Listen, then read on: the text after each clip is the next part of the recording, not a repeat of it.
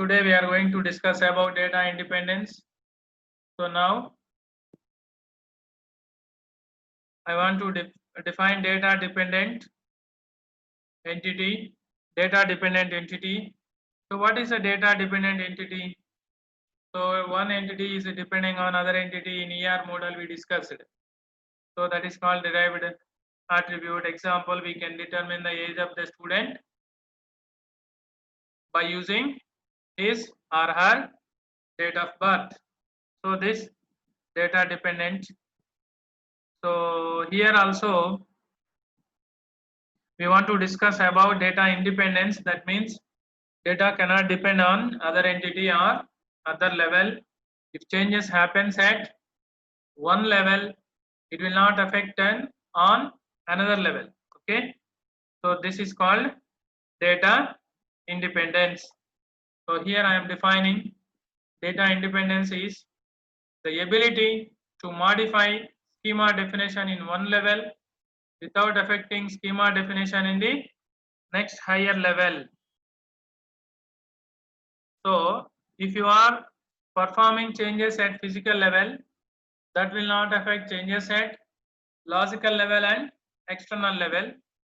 If you are performing changes at logical level, it abstracts the changes at physical level, but it will not affect the changes in external level. Okay, so if the changes happen at logical level, so these changes will not affect external level. This is the concept of data independence. We have two kinds of data independence: physical independence, logical independence.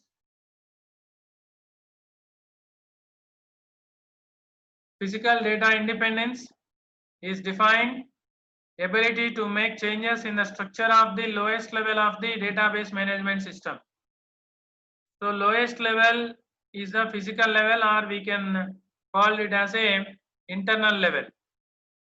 If any changes happens at physical level, it will not affect the changes at logical level and view level. Okay, without affecting at the higher level schemas, the changes happen at physical level. We can call it as a physical independence. The modification in the physical level should not result any changes in the logical or view levels. Okay, so here you have to remember changes at physical level without affecting the highest level schemas. So this point we have to remember. So this situation we can call it as a physical schema. So this just I am giving a small recap. There are three levels in architecture of DBMS: physical level, logical level and view level. Next, what is the next independence? Logical independence. So before logical independence, how is physical data independence achieved? So here you see from this picture, this is physical level and logical level and view level. So the mapping between view level and logical level, we can call it as a view level and logical level mapping. And here the mapping between logical level and physical level, we can call it as a logical level and physical level mapping. So you remember this mapping mechanism. So here how physical data independence achieved. Physical data independence is achieved by modifying the physical layer to logical layer mapping.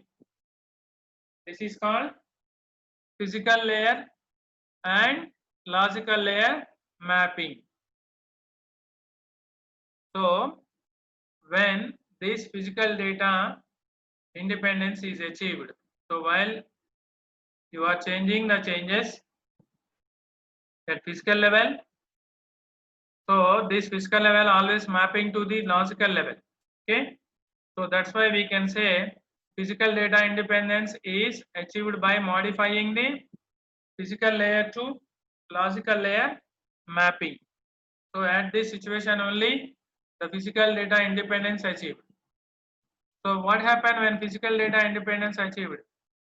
So what type of changes you can perform at physical level?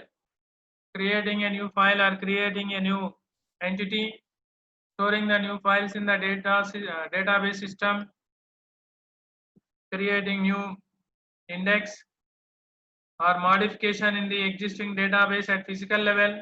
You can alter the database. So you can alter or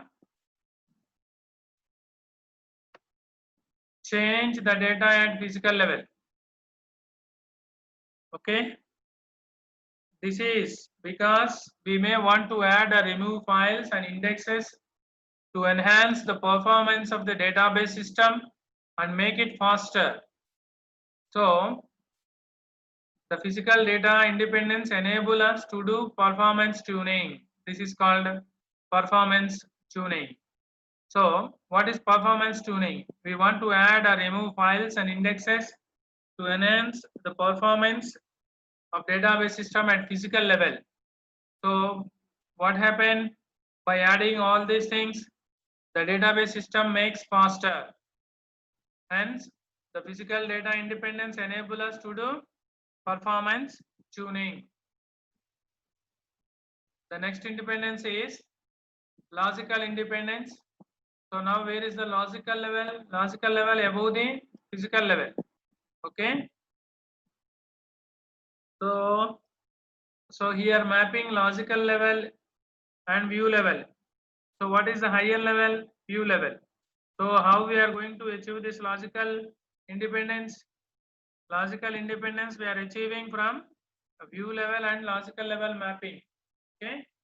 So you have to remember how you are going to achieve the logical independence means view level and logical level mapping, whatever the changes you applied at logical independence, that changes will not affect higher level view level. Okay. So logical data independence is defined the ability to make changes in the structure of the middle of the level database management system without affecting the highest level schema or application programs. Hence, modification in the logical level should not result any changes in the view levels of application programs. Example, changes in the lowest level. What are the changes happen at lowest level? Those changes will be hidden. Okay. So that's why we can call it as a data abstraction. Adding new attributes to a relation, deleting existing attributes of the relation. Ideally, we would not want to change any application or programs that do not require to use the modified attribute. If you want, you can change the value of attribute, and if you want to, you want to change the relation. So here logical level, first it hides the changes at physical level. And what are the changes we can do at logical level? Because logical level, it is what type of data it is stored and how many relations are there, how this data is related to another data. Everything will be at logical level. So here logical independence means you can change the attribute, you can change the type of attribute, and you can change the relation, and you can do some modifications on existing attributes, relations, etc., etc. Whatever the changes you can do, that will not affect at higher level. That higher level is known as external level or view level. So you try to remember what is logical independence. How is logical independence achieved? Logical data independence is achieved by modifying the view layer to logical layer mapping. So here, this is the view layer and this is the logical layer. So here the mapping takes place. Okay.